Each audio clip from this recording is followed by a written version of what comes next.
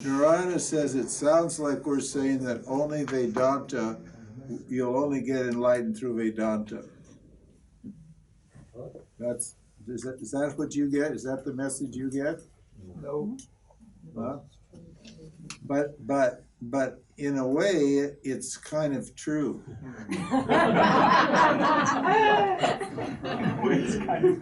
No, okay, I'll explain why. I'll explain yes and no.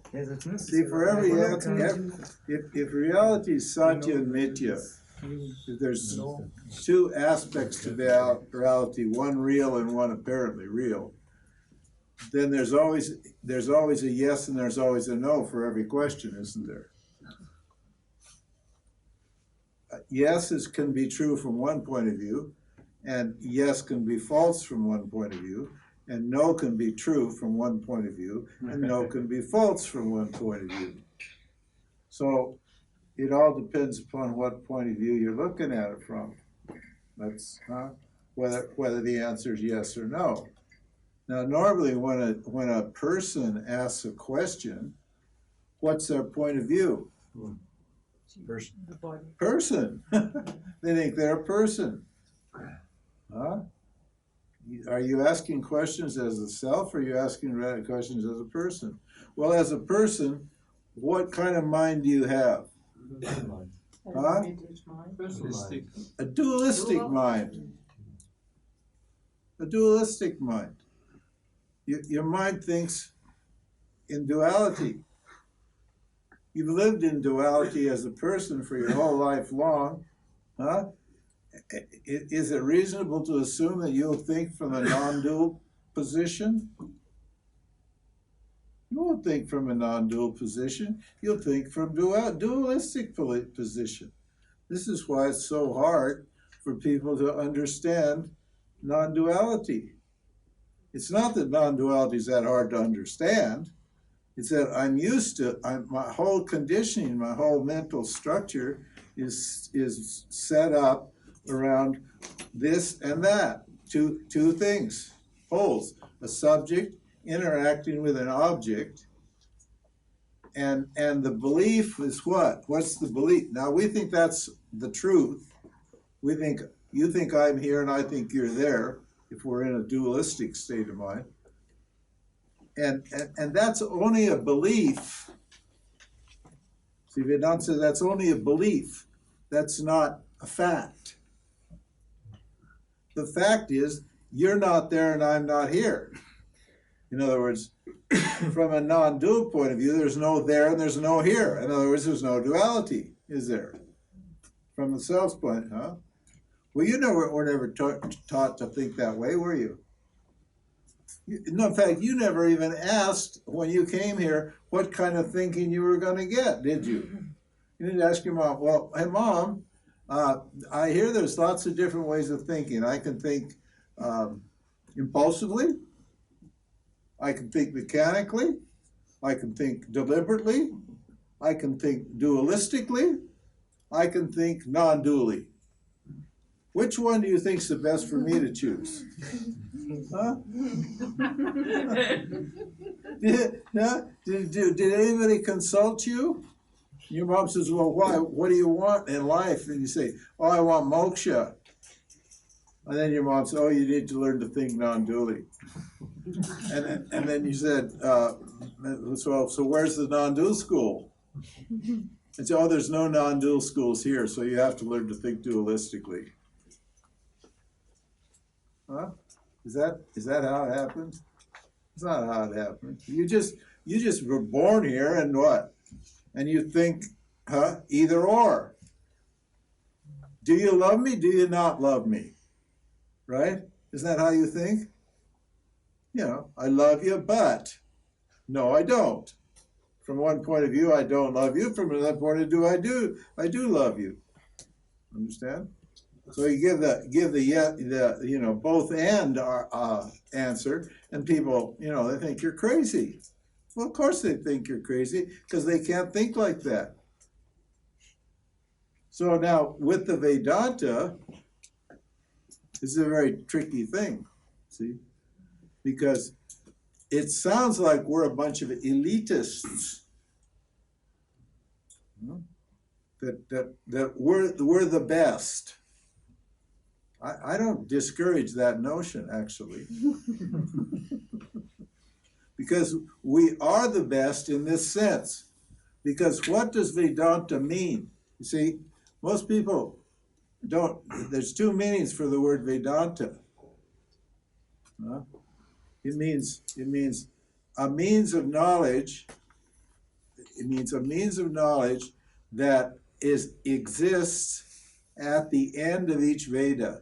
There's 4 Vedas, and at the end of each Veda, there's a group of texts called the Upanishads, and those texts are at the end, those Upanishads are at the end of each Veda, so it means that particular means of knowledge is called Vedanta. So only if you study the Vedanta under the guidance of a guru will you gain moksha. Only. So you'd have to know Sanskrit and all that sort of thing. Huh?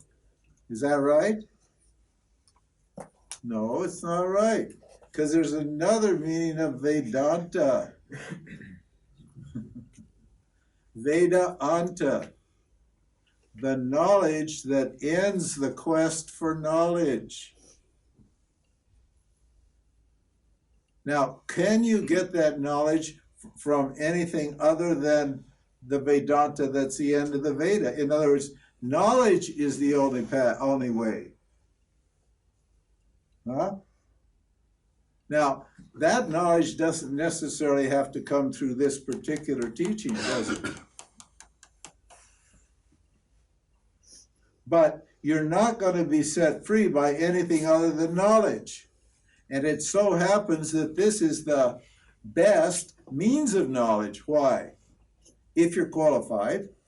Huh? Why? Because it's totally comprehensive, it's totally scientific and personal. And what? And you get the benefit of a teacher when you subscribe, when you join or commit yourself to the Vedanta Sampradaya, the Vedanta lineage, then you get a guru with it. Now you're going to need a guru for what reason? Because there's contradictions.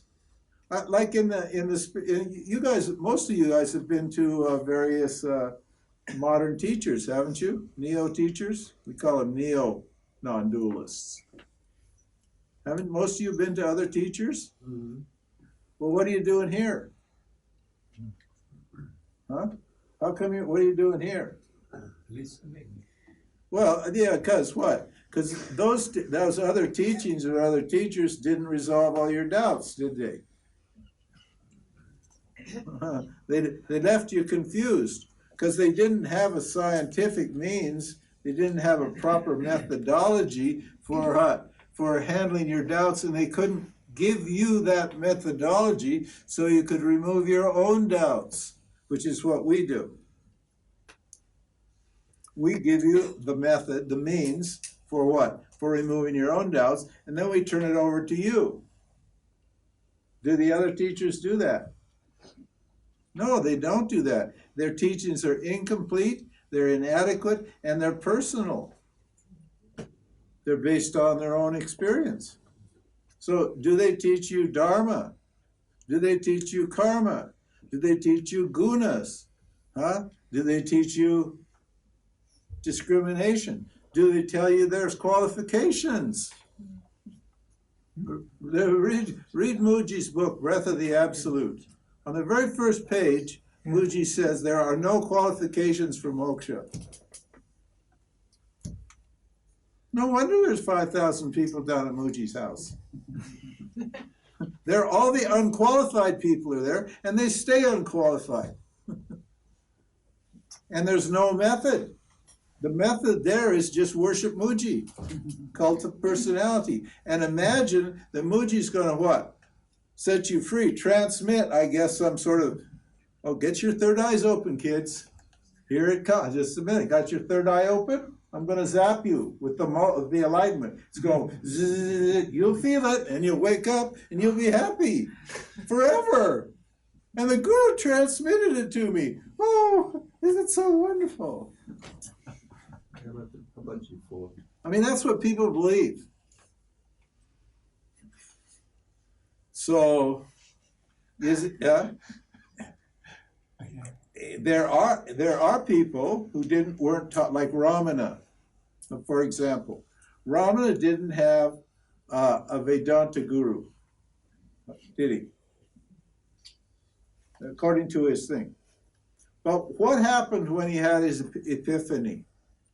When Ramana experienced the self, he pretended to die. Do you know the story? Some of you? Yeah. Oh, yeah, you should read this. It's very interesting.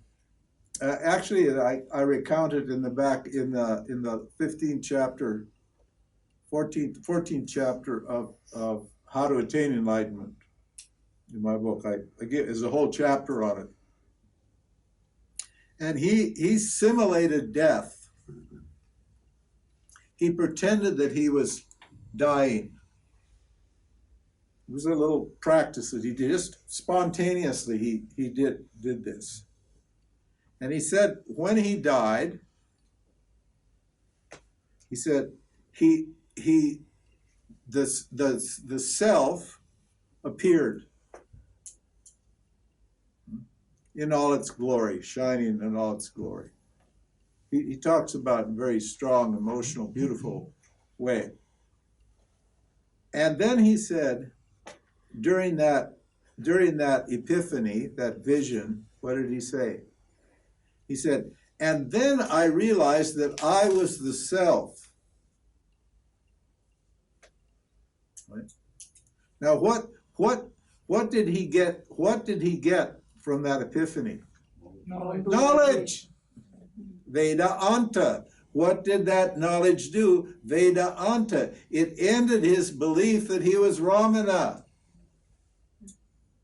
But he didn't have a Vedanta guru and studied like this. It was only later, then he went and he did yasana for 20 years, 15 or 20 years in a cave. Then he did the next stage for 20 years in a cave. Then he cleaned up whatever was in the unconscious. And then what does he do? During that nididhyasana phase, now they don't like to talk about it, the Ramana people, because they hate this notion that even though Ramana himself was a Vedanta teacher and wrote 2 books, we have them on the website, Sat Darshanam and Upadeshasaram. Those 2 texts are pure Vedanta, and we in our tradition actually teach Ramana's texts as what? Having the same status as the Upanishads. Understand? But the Ramana people don't want to hear that. Because first of all, they don't want to be qualified, and second, they think the experience that he had caused the moksha. It wasn't the experience, because millions of people have the experience of the self in strong, intense experiences all over the world all the time. I get emails all the time from people telling me about their experiences of the self. But what don't the people get when they have the experience? They don't get the idea that I am the self. They get the idea that the experience is the self. And so and they get all emotional about it, and they don't think, when that's this beautiful, incredible, transcendental experience, they don't, because they're so emotional, they're so full of love and awe and wonder, like Arjuna in the 11th chapter, the same thing, a big epiphany, that what? They stop thinking, Ramana must have been very, very dispassionate even when he was 17, because he didn't get all excited. He just extracted the knowledge. And that knowledge ended his ignorance about him being that little person, that little 17-year-old kid. And he fell into a big samadhi from that point on. And the people think, if I act like Ramana, then I'm going to get that experience, and that experience will become permanent. That's what they think.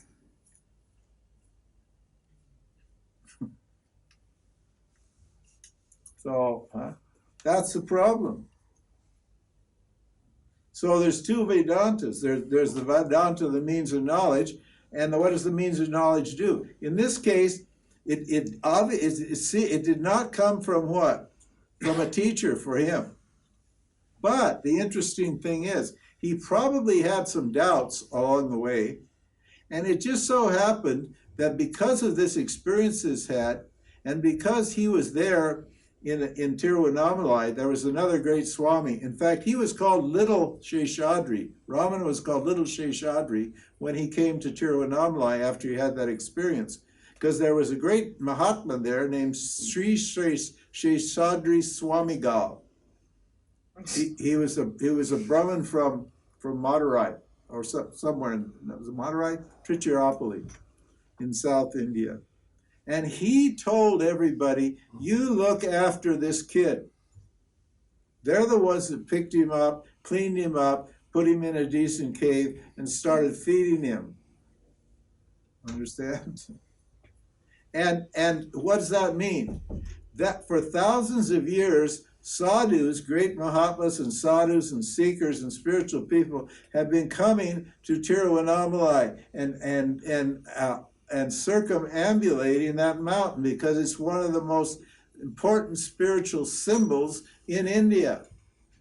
India has a lot of really holy places and spiritual symbols, and Arunachala happens to be one of them. In fact, Ramana was attracted to it because Arunachala was famous. There was this energy there, this bhakti that had been instilled in that mountain for what? For thousands of years. And so during his time, it was well known about him by thousands and thousands of great sadhus and mahatmas and seekers and so forth, who used to come there, and he would have talks with them. He doesn't say anything about that because he just kept his mouth shut and did yasana. But he was a normal person, actually. And he met those swamis. And obviously he had some kind of communication, because after he comes out of the cave, he starts writing all these texts.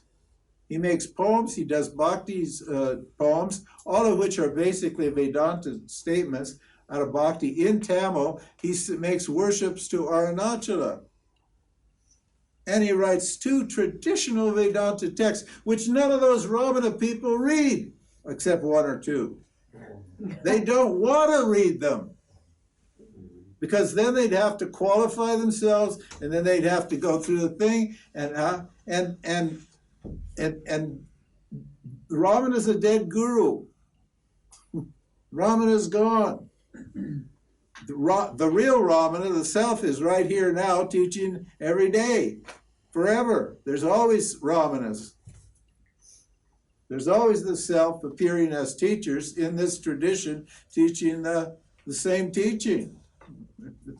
But they don't believe that. It's all guru-centric. My guru, your guru, the special guru. And why do the Westerners like Ramana so much?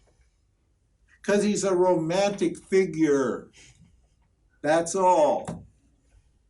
He's a little man, lived in a cave, and ate a couple little things, and he was in deep meditation, and so forth and so on. It's a romantic, because the worldly person inside them hates the world and would love to have that spiritual romantic thing. Oh, I'll drop out of the world, become a sannyasi, and live in a cave, and I won't have to deal with the world at all. Oh, it's so romantic. It's not romantic at all. Living in a cave I lived in a cave in India. It was romantic. When it stopped being romantic, I left, which was about 6 weeks. After about 6 weeks, the romance wore off. I actually was sharing a cave with a big cobra, and it took me about 3 weeks to figure it out. And it wasn't a great place to sleep, and it was just blah, blah, blah, blah, blah, blah. So, no, it's not the only way, but knowledge is the only way. Why? Because I'm already enlightened. if you're already enlightened, and if you're already the self, you're already enlightened, but you just don't know it. You're 2/3 enlightened. Everybody's 2/3 enlightened. That's good. That's 67%, right? So, but you're 33% not enlightened. What does that mean? That means you know your existence, you know you exist, so nobody told you that, so you already know that. Nobody needs to tell you that. And what? And you know that you're conscious, your consciousness, so nobody needs to tell you that. So that's on you. You're good to go. You got 2/3. But what don't you know? You don't know that you're limitless love. You don't know that you're full and complete, that you're free. You don't know that. That's the 1/3 you need to know. The first is called innate knowledge. That's called atmajnanam. In other words, that's innate knowledge, essential knowledge. You already know that. We can't tell you that, and we don't need to tell you that. The third part, we do need to tell you, because you believe that you're not limitless. You believe that you're lonely for love, right? In this case, the object we're talking about is love. You want love from an object. You want either an object to love, or you want to be loved by an object. Some people have plenty of love, and they're unhappy because they can't find anyone to love. And others feel that they don't have enough love, and they want to get somebody who will give them love and fill up the love deficit, fill up their tank with some love. But either way, if you're looking for love or looking for security or pleasure or power or recognition or education or any one of these things in the world you're looking for, it means what? You don't know that you're full. So we have to what? We have to remove the notion that you're incomplete. And we do that. How do we do that? We do that by explaining to you something that you already know, but you've forgotten. And when we explain it to you, you understand it, and then what? And then your ignorance goes away. We don't make you believe it. We just reveal it. This is a revealing teaching. These are revealing words. The words reveal to you something that you already know. And then what? And then you accept it because you already know it. It's confirmed in your own experience. And then you're free. Okay. So, no, it's not the only way. Yes, it's the only way. It's always like that. All the arguments that we get when we teach are just about that, are created by this notion that reality is a duality and that things are an either or. And you may have heard it one way, and then when I speak from another platform, then you have a doubt. If I'm speaking from a self's point of view, but you heard about the self from the jiva's point of view, and there's a contradiction, then you have a doubt. And we know that, and so we help you to resolve the contradiction by explaining both points of view and what the relationship is between the jiva and the self. It's simple, it's scientific. There's no mysticism here. There's no magic here. It feels like magic when your ignorance goes. Why? Because you get that freshness and that beauty of that direct appreciation of your own self. You feel great. You feel peaceful. You feel happy. You feel radiant. You feel alive. You feel good. But it's not magical at all. It's just cut and dried. I was so astounded when I discovered that with Swamiji. It just didn't take me too long. After a few weeks, I realized that he was just using a formula. And all it had, for that formula to work, all it had to do was for people to listen without prejudice.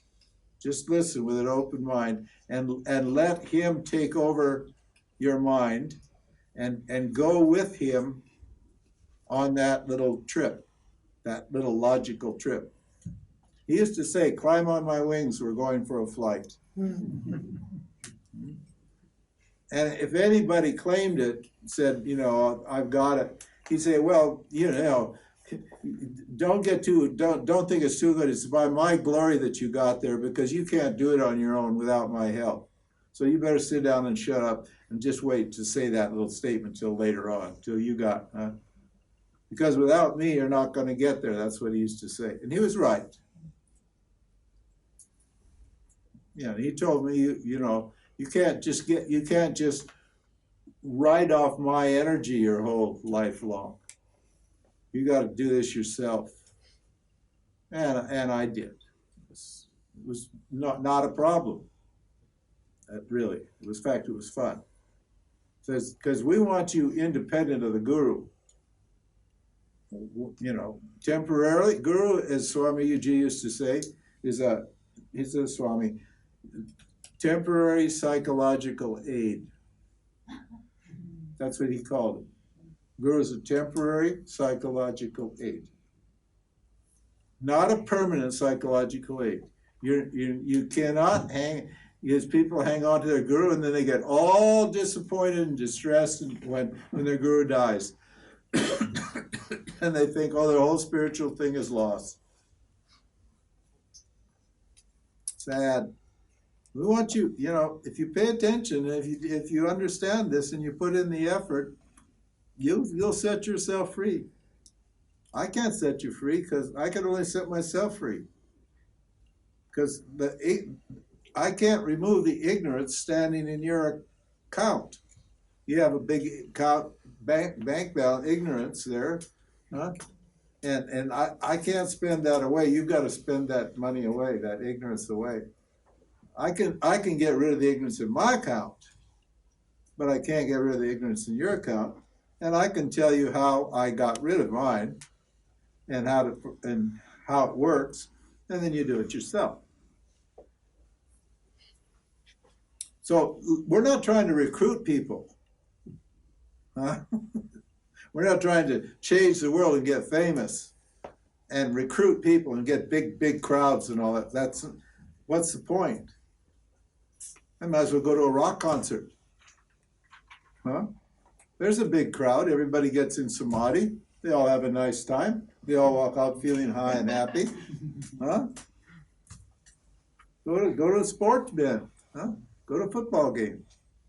Yeah, nice big samadhi there. Lots of Shakti, too.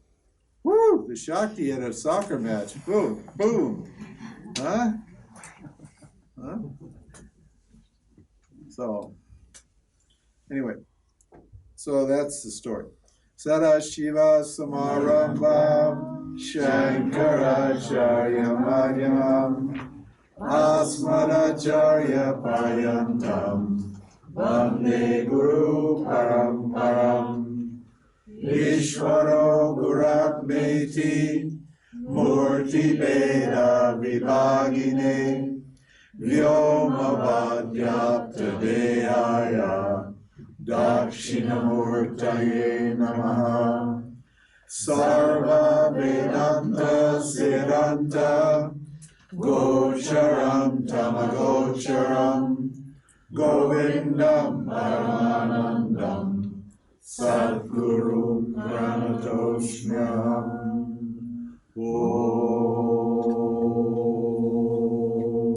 Om Shri Krishna Govinda Narayana Om.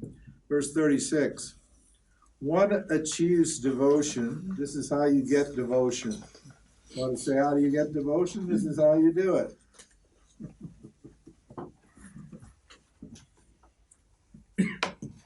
but by worshiping the Lord ceaselessly. Some nice quotations here. Beautiful. I'll read them. Offering, these are all from the Gita. Offering all actions unto me, unto the self, with a devout mind, live without expectations, possessiveness, and anxiety. Dedicating all actions to the Lord, the one who acts without attachment for the results is not affected by agitation, just as the lotus leaf is not made wet by the water. Whatever you do, whatever you eat, whatever you offer as an oblation to the sacrificial fire, whatever charity you give, and whatever austerities you undertake, dedicate them as offerings to me. With your mind fixed on me, you shall cross over all obstacles by my grace. But if you don't listen, due to egoism, you will perish. It means you'll spiritually die. Doesn't mean you'll physically die. It means you'll spiritually die.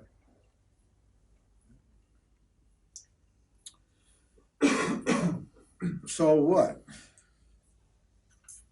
Worship ceases. Now, how do you do it? There's every action becomes a worship when you offer it to the Lord.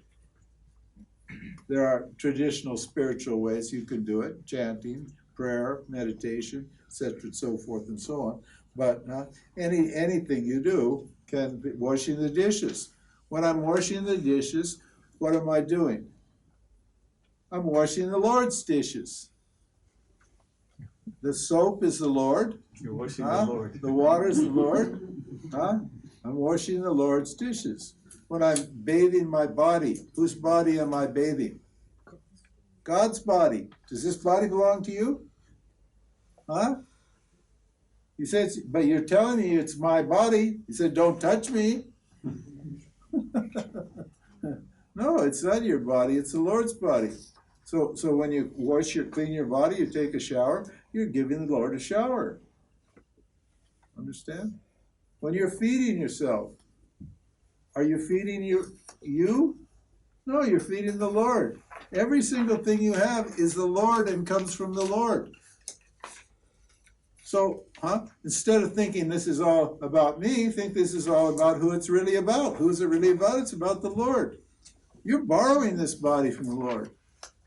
When you came here, you don't remember because you were maybe asleep or something, but you signed a paper, and it said I'm borrowing this body from God, and I have to give it back. You forgot the date, but the date is there too. But maybe it was a little not so clear. Maybe your eyes weren't so good, you didn't read it, or you forgot. But on such and such a date, the Lord's going to take back that body. That's a contract. You signed that. You know that? Yeah, well, you think about it. It's definitely the case, isn't it? So this is all on loan. It's like a bank loan. You borrow money from the bank, you got to pay the money back, don't you? Well, you take this body from the Lord, you got to give it back to the Lord. So is it yours in between? No, it's not yours. It's only yours when the Lord signs it off to you. But the Lord's not going to sign it off because nothing's ever going to belong to you. Every single thing that you value belongs to Ishvara, too. And by extension, Ishvara 1, because there's no Ishvara 2 without Ishvara 1. So every single thing is borrowed here. It doesn't belong. So treat it like that. Be a caretaker. You say, okay, Lord, you need to be here in this world to do various things, and you need a body, and you've given me that body, so I'm going to look after that body. And oh, by the way, you put a bunch of talents in my mind, a bunch of tendencies and talents, and so I'm going to use those talents to serve the creation, because that's what you're doing here. You're serving yourself in the form of what? This person. It's how you think. They have the sannyasis have a beautiful, beautiful ritual. I don't know if you've ever been to India. You notice those three marks on on their arms and the forehead and on the chest and the legs and so forth. Did you ever notice that? You saw it. Some people have been to India. It's a ritual. It's called Anganyasa. Anga means the limbs. Nyasa means to install. So it's installing God in your body. And so every morning, first of all, they wash the God's body. They wash the body clean. And then they take the sacred ash, the vibhuti. What is the sacred ash? It's called vibhuti. Why is it ashes? Because it's been, those are your vasanas, your gross, subtle, and causal bodies. They've been reduced to ash in the fire of knowledge. And you take that ash and you chant a mantra, and you, after you clean the Lord's body, you put the Lord back in the body, just like you clean your clothes and then you get back in your clothing. And so you chant this mantra and you install the God in every part of your body. And you do that by wherever it is. What is that doing? Well, of course, the Lord is always there. That's teaching you, reminding you all the time, you think of the Lord. And that ritual, every time you do that, it just affirms your knowledge and your conviction that you're the self. You put on a tilaka. Means the self, etc., etc., etc. So everything you do should be for the Lord and should remind you of the Lord. That's called bhakti. And it should be what? What was the word he used here? Continuous. Now, it's going to be difficult if your mind's rajasic and tamasic, isn't it? This is why you need to get a sattvic life to make this work best. But you can do it as a karma yogi. You're still doing it because with every action, you're thinking of the Lord and you're taking the Lord as taking the result as coming from the Lord. 137. One achieves devotion by hearing and talking about the Supreme Lord's special qualities in every relationship.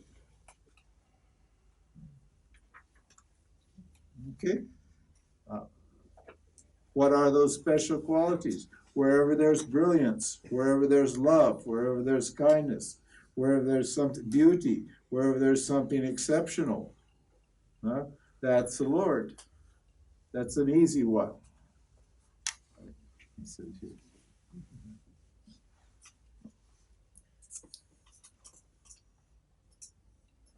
What did I write here? A recent study revealed the sad fact that 68% of human speech is what? Gossip. Only 68. Yeah, that's what I thought. That's not so much. 2/3? That's not so 2/3. much. That's 2/3, yes, gossip. Obviously, gossip, which is a negative evaluation of others, right, is spiritually counterproductive, even though people's veniality and wickedness is a juicy topic. We just love to talk about the evil of other people, don't we? Why do we do that? Because it makes us feel virtuous, right? All of these things, calumny, fault finding, and all these things are condemned in Scripture. It disturbs the mind because it's born out of ignorance of the fact that the world is a shining reflection of God's glory. Well, shining world. Every time you see an object, you should see the Lord. Why? Every time you see an object, you should see God. How do you do that? How do you do that? I already told you. You look in the rearview mirror. You like every time you see a picture, what? You think of the camera, don't you? But you don't think of the camera because you're fascinated by the picture. But you just take one more step. Think, whenever I see something, an object, that object is bathed in the light of my awareness. Isn't it? Not your physical eyes, because your spiritual eye. Because you see what you see with your physical eyes because awareness is illuminating your mind, and your eyes, your organ of sight, is in your mind. So you just go back to the source whenever you see an object. So every object's just a reflection of my glory. I shine, and everything shines after me. Everything reflects my glory. Understand? Simple. Because when is the self not present? When is it not present? It's always present. But the objects were, because of our vasanas, we're so fascinated by the picture that we just forget who we are. That's got that fascination is Maya. Maya extroverts that Rajoguna, that Rajas, power Rajas, that projecting power. It's this one here, the red one. That extroverts consciousness and forces it to look at what's moving and changing. And because it's a moving picture, it's not a still picture. It's always changing. So the world is always new, novel. And there's a lot of variety. It's never the same from one moment to the next. And something new is always coming up. And we're fascinated. What's next? What's happening? What's going on? Wow, I can't wait. You know? Of course, we're bored. You know, we're always looking for excitement and so forth and so on because we're bored. Because our minds are dull and boring. And we want some excitement. But every time, but all you do is whenever you're perceiving, like, just think of the light in which your perceptions are taking place. And that's you. So the only access to the self is through knowledge. Because you're already the self. And just that simple act of remembrance puts you right back to who you are instantly. You don't have to huff and puff and get your kundalini going and zip it up the spine and have it zip through the top of your head and go into a big cosmic thing and have your orgasm, which you get into orgasmless eyes with Shiva and expect that you're going to live in bliss forever and all that stuff. I spent 6 weeks, I won't tell you. I got my kundalini experience, but by God, it wasn't worth it. Because it only lasted 3 days, and it took me 6 weeks to get a 3-day experience. So I gave up on kundalini. I said, boy, that's for the birds. You know? It's got to be easier than that. And it is a lot easier, believe me. So. Can I ask a question? Yeah, sure. Anybody can ask a question. How does it look to see God in others? I don't see God in others. You mean what does see mean? What does the word? You said the word see. What does the word see mean? See means physically see? Yes.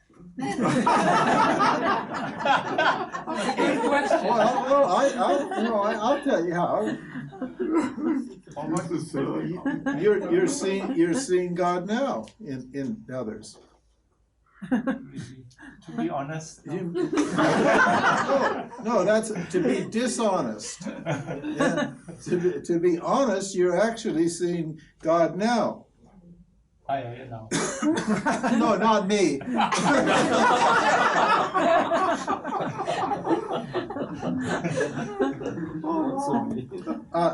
What are these bodies? You see a bodies. Yes. You see bodies in this room. What are they made of? 5 elements.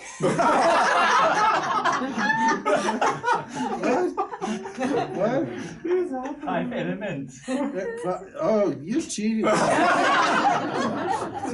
It's like in school, she's a naughty girl.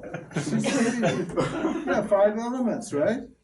Your body's made out of air, fire, water, earth, and space. Is that correct? Where did those come from? Brahman.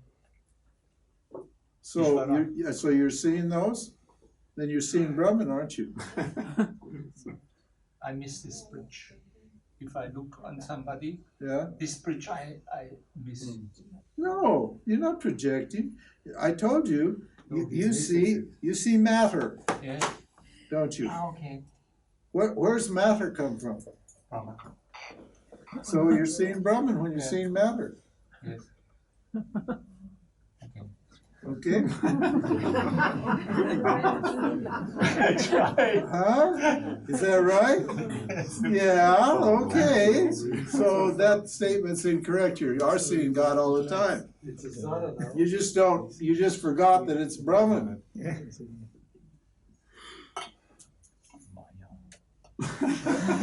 My eyes. Yeah, Maya's tricky, yeah. Maya, that's it, Maya. Huh? Absolutely. Huh? Yeah, it's tricky.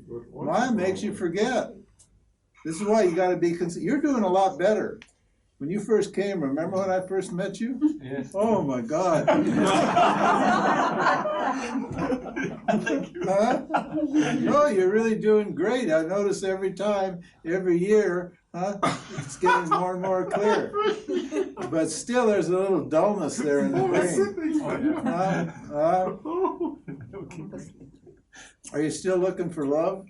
Yes. No. I am now. I am now. Is it no? Yes and no.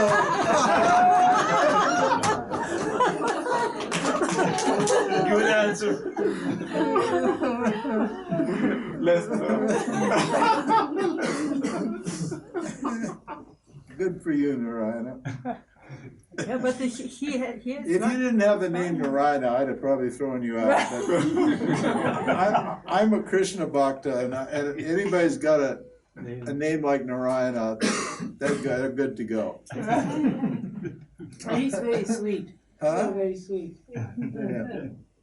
James, but I'm sorry. I agree because because even if we heard about it and we understand, but it is actually this material matter. Yeah. It's not Ishvara because it's created. Oh, So it's because it's here Maya. Yeah. Always it happens, but try to always remember what you were told. Well, it's not Ishvara. No? So you're saying it's not Ishvara? No, I say created by him. Yeah, by him. That's Yeah. right. And how does Ishvara create? This is an interesting question. Oh, Huh? This is Out of himself. out of itself. There's two. This is a teaching. It's called Ishvara is called Upadana Karanam. Karanam means a cause, and Naimittika Karanam. Naimittika Karanam means the intelligent cause. Now, normally when you create something, let's say you're a sculptor and you want to create a pot. The person who creates the pot, that's called the Naimittika Karanam. That's the intelligent factor, right? And then the pot, that's called the upadana, that's a material factor. That's matter, isn't it? So they're different. The intelligent, the creator, and the object that's being created are coming from two different places, two different substances. One comes from the human being and the other comes from the material element. But Ishvara doesn't create that way. Why doesn't Ishvara create that way? Because there's no other place where Ishvara can get matter or intelligence. He can't borrow it. Ishvara can't borrow consciousness or intelligence from someplace else. And it can't borrow matter from someplace else because there's no other place to get it. Is there? Is there a parallel universe? So Ishvara's sitting there, he's a big brain. He said, I want to create. And then he said, well, geez, but there's nothing here to create out of. I better call up and see over in universe number 2 if they've got any matter, and then I'll send them an email, and maybe they can mail me the matter, and then I can use my brain and shape the universe out of that matter, and then I'll have the world. What? Is that how it was? No, there's no other place to get the matter because there's only consciousness, existence. There's not two existences or two consciousnesses or three or other place. There's no other place. So Ishvara creates out of its own being. It's both the intelligence and the matter for the creation. Understand? So everything here is nothing but what? Ishvara's body. The matter is consciousness transformed by Maya into something that looks like it's solid. But matter's not solid at all. You guys in science will tell you that. Huh? This feels like it's solid for a reason. It needs to feel like it's solid. That's to make it available to one of the senses, the sense of touch. So that what? So that the jivas are here can work out their karma. But when you start examining, when you start analyzing this wood, what do you get? Vacuum. Huh? Vacuum. Nothing. Yeah. Back to nothing. It goes back to nothing, doesn't it? And it goes to atoms, protons, neutrons, quarks, mesons, pi mesons, and back to space, because all that takes in space. And where does space come from? It can't come from awareness, can it? I mean, you might think it does, but it really can't come from awareness because nothing comes from awareness. Nothing is the, huh? It's also matter. Well, is space matter? Well, yes, space is matter because space is a substance that contains all the objects. All objects are made out of space, aren't they? Is that right? Yeah. And no object has any. It doesn't affect space in any way, does it? Does it? Do objects have any effect on space? No. But the objects are space, aren't they? And space is an object too. Huh? And space Yeah, space is an. That's right. Space is an object. An object to what? Myself. Consciousness, to myself. There you go. Huh? So look. Okay. There's space from here to here. Is that right? From here out. Endlessly. Is that right? Mm-hmm. And there's space from here endlessly out. Okay? Does anybody disagree? There's also space from here to here. Is that correct? Isn't it? Yeah. Yeah. Okay, now I want you to watch. I'm going to do an experiment, and I want you to tell me. Okay, now I stand up like this, okay? That's true. Space over there, space here, and space there. Now I sit down, and does the space go out like this? No. Why not? This is space. That's space. So if I put this space in that space, watch. You're not watching closely. It does go. You watch. I'll sit down fast. No, it's the air that's going. The air is going. Space. Space is the same. Huh? It's just all one. It's just the same. Nothing happens, does it? So is there anything there? Is space anything? It doesn't move, you can't see it. Does it actually exist? No, it's just conceptual. Yeah. Huh? To help you as a physical, apparently physical entity operate in this karma field.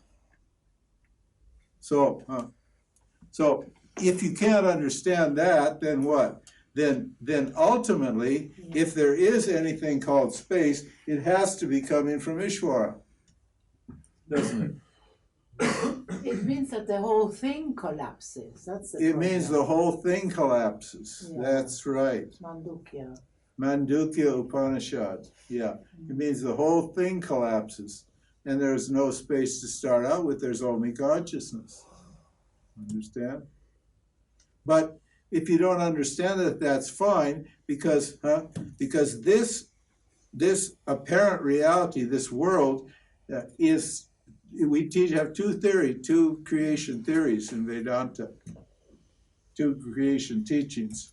One is the projection teaching, that's the projection teaching that we just told you, and the other is the cause and effect teaching, which is easy to understand. So what we say is, okay, you got a physical body, then you reduce it to atoms, protons, neutrons, quarks, mesons, pi mesons, bosons, and then where's the next stage? Space. And then what's left over next? What's the next? Waves or energy. Well, no, it could be waves or particles. Well, let's leave that out. But we're talking from a substance level. Okay, now the next substance, the most subtle substance, is space. Then what's subtler than space? Nothing. What's subtler than space? Consciousness. So then we tell you, therefore it must be made out of consciousness. That's a trick. That's a trick because you can't understand the second teaching. But that's a good trick. Yeah, you have to have something to hold to. Yeah, you have to have some place to start. You need a little foothold to get into this Vedanta. So, that's good. And later on, it's not that we just trick you forever. When you're ready, then we expose the trick. Now, when you go to a magic show, you know very well it's a trick, don't you? But why do you go then? Because you enjoy the trick. Yeah, because you enjoy the trick. Understand? You know it's not real. Huh? Well, this teaching's like that. We keep doing it over and over again. It's a really cool trick, and it does the job. Yeah. That's all. Because at a certain point, you start understanding. You're able to understand that there's only consciousness, and that this world is nothing but consciousness, even though it looks like it's something other than consciousness. Just like that. This doesn't look like Brahman, but it is Brahman. It looks like something other than Brahman, but when we make this one step, you yourself said, well, that's Brahman. So you are seeing Brahman. Seeing means knowing. Seeing, eyes are a symbol for knowledge. It doesn't, when we use the word see, we don't mean see physically. We're using the eyes as a symbol for what? Knowledge, because your eyes are a primary means of knowledge for forms. Now you hear the word see, then you think it's physical seeing, and then you say, well, I look at you, and you don't look like Brahman to me. You don't look like the self to me, because you're expecting the self to have some physical manifestation. But the self doesn't have a physical manifestation. There's an appearance of a physical manifestation, but when you analyze the appearance, poof, it goes away. The whole universe, when you inquire into it, it just goes poof. And then you say, oh, where did the universe go? Understand? But as long as you don't analyze or investigate, as long as you don't use the method, then the universe stays as it is, the objects stay as they are, and you think they're real and solid, and you interact with them and transact with them as if they were real. You're in a dream, and you don't know you're in a dream.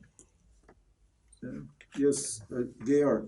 There seem to be two different kinds of deconstructions. Like one is analyzing the world outside, analyzing the objects, Yeah. and the other one is the location of the object, teaching, like asking where is the object located. Yeah, that's a good point. Did you understand that? Hmm? You have to speak more slowly. Yeah, I guess so. Yeah, there's one is what? You deconstruct the objects outside, and the others we call it the location of objects. You ask where, it's a spatial thing. It's obviously a spatial, because space is a metaphor and time is a metaphor. There's no actual space and there's no actual time. We use them metaphorically, and we have to destroy space and time because they're concepts that keep us in duality and keep us in the world of change. So the one is we deconstruct the objects by investigating their source, the origin of their source. And we what? We also deconstruct the world by what? By asking where the world is located. Where is the world located? Yeah, it looks like it's out there, but we did this yesterday. Was it yesterday? And we determined that the world was actually in my mind, that I am actually not experiencing the world out there, that you don't go outside to experience the world. The world but appears as a thought in your mind, doesn't it? Yes. See, it appears as a thought. So now the world is here in me. Now then we ask you one more step. What's the next step? Where's the mind? Where's the mind? Where's the mind? Is there a gap between the mind and you? Is there any space between you and your mind? Can you find it? Look now. Try to see now. You look at your own experience. Is there? There's no separation, is there? And you help me. So let me finish. So where's the world? In me. If the world's in me, is it different from me? No. The world is me. And there is only me.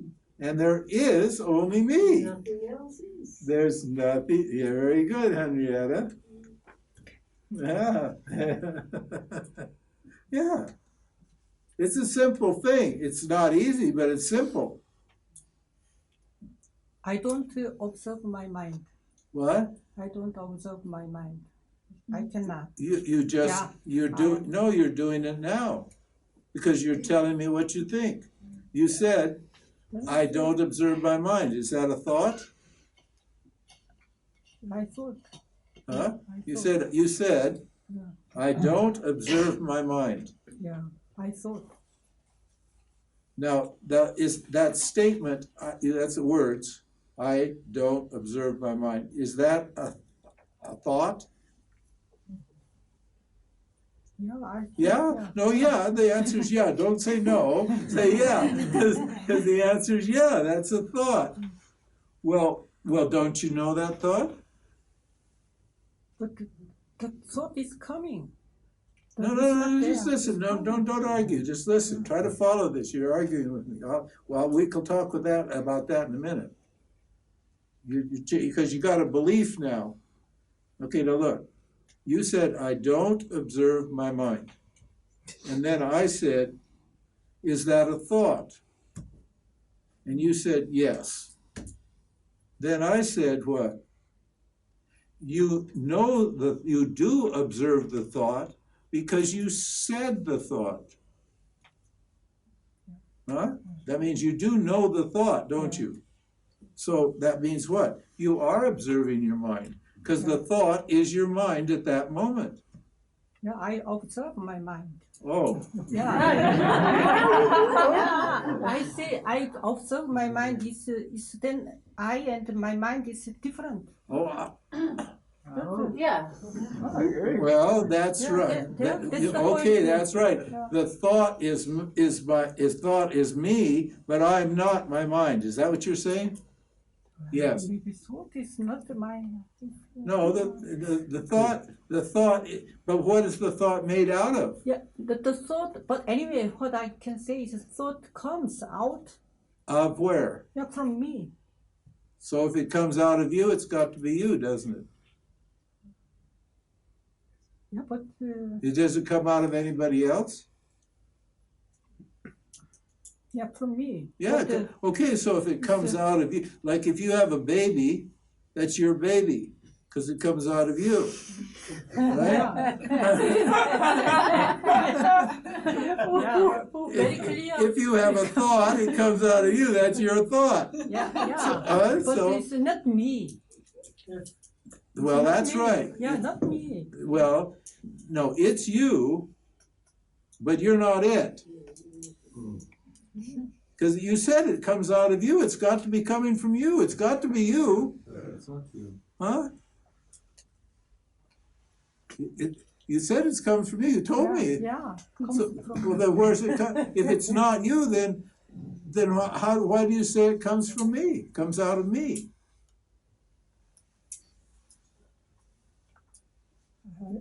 Now, yes, I'm very much confused. But the babies from out of me, Yeah. they are not me. But the baby is not me. Was the baby somebody else's baby? No, Is it's my your- baby, but it's not me. Well, how can you say it's my baby if it doesn't come from you? They come from me, but But you said it comes from me. yeah, but it's, It's not from the body. It's not from you as the body. I don't know. Anyway, You see, the words are come from. That's the problem with the words. They're verbs. So it means it comes from. yeah, that's the thing. It's doing. It's not the baby comes out of me. It's not the I baby. It's not. It's not your baby. No, that's right. I'm not No the- baby's your I'm not baby. the They're all baby. Ishvara's babies. I'm not my baby. What? I'm not my baby. Yeah, you're not, but your baby's you. Don't you say that's my baby? Okay, if you say it's not my baby, then okay, I agree. But you say it's my baby. It's my baby. Huh? Well, if your baby comes out and it's not your baby, give it to me.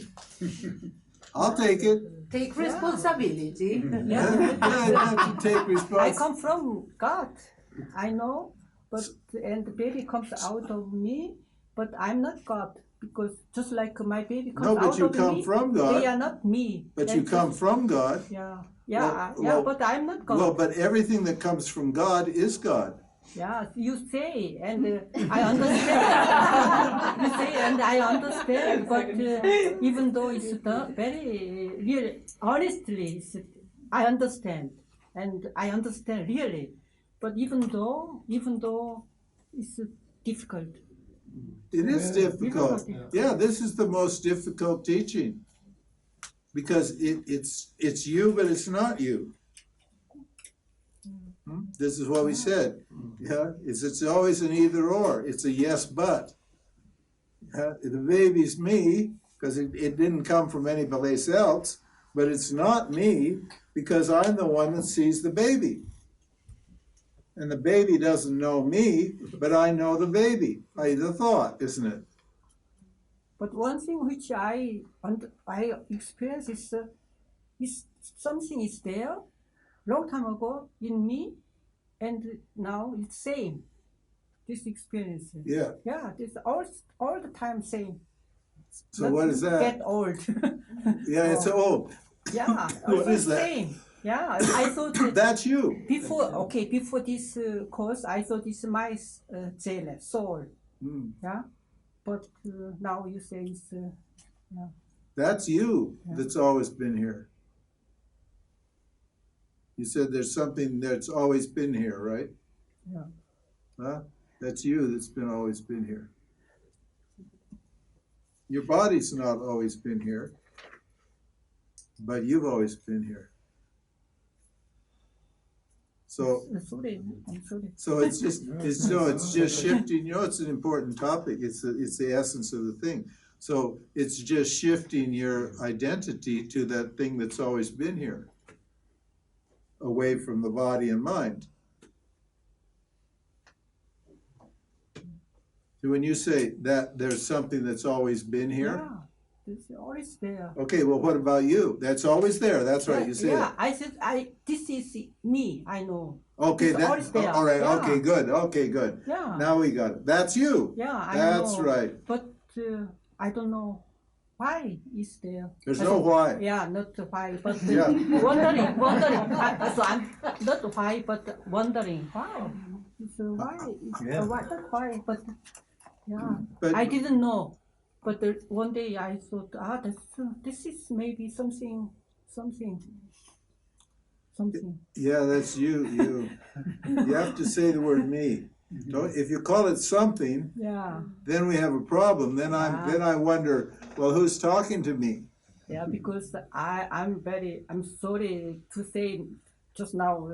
It's me. I don't like say because Yeah, but I'm not quite everything. Not sure. Okay, but the point is, you need to be able to say that. Then, if you can say that, then you're free. But yes, it's hard to say that because that seems like making a very big claim. Yeah, yeah, big A claim. big. You should, but you should only say it to yourself. But you can say it here because everybody else knows about it too. But I think everybody has this. Everybody has. Everybody knows it, yeah. But you should only say it among a piece of people who know. Don't go out there and say it. We know. Yeah. Good for you, sweetheart. Good for you. Yeah. Yeah, but I don't know. Let me ask you know, this: Do you know that you don't know? I came here actually because I realized love is the only one thing for life. Life is only love. So I came here. But actually, how? Because you go out and here, even though you are not love. No, because people are ignorant of love. You know it, but nobody else knows it.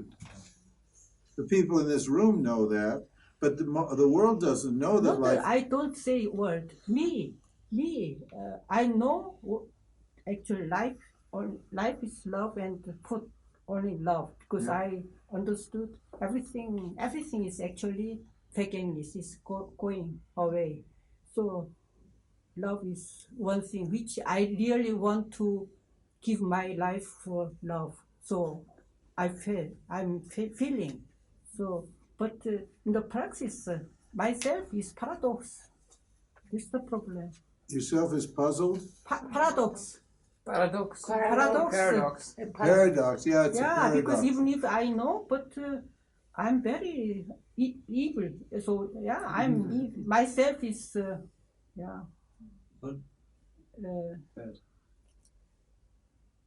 disappoint me myself also.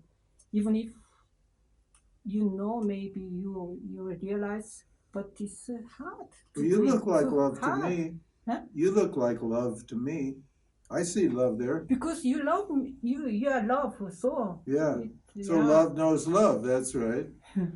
Right? Can you see love here? Huh? Yes. Don't be I'm married, don't worry. I'm married too. But it's not this love. What? I'm Christian, so I love God. Yeah. Yeah, so this love. That God is love. You love God because God is Yeah. love. Yeah. You love love. That's what we're saying. I love love. We all love love. Everybody loves God. They just don't know they love God. They think they love objects. But like we just pointed out to Narayana, even the objects are love. They just don't look like love. That's the problem. Huh? So we have to throw away the appearance, and we have to know that they're love, even though they don't look like love. You know, like Donald Trump, he looks like a demon, but we know he's love. So we're not bothered by his demonic personality, because we see the love inside him. We know he's love. We see him as love because he is love. But he doesn't look like it. That's why everybody's confused. So, you shouldn't trust what you see. You should question what you see and look deeper into it and see what's really there. And when you really look, you see love there behind everything, in everything.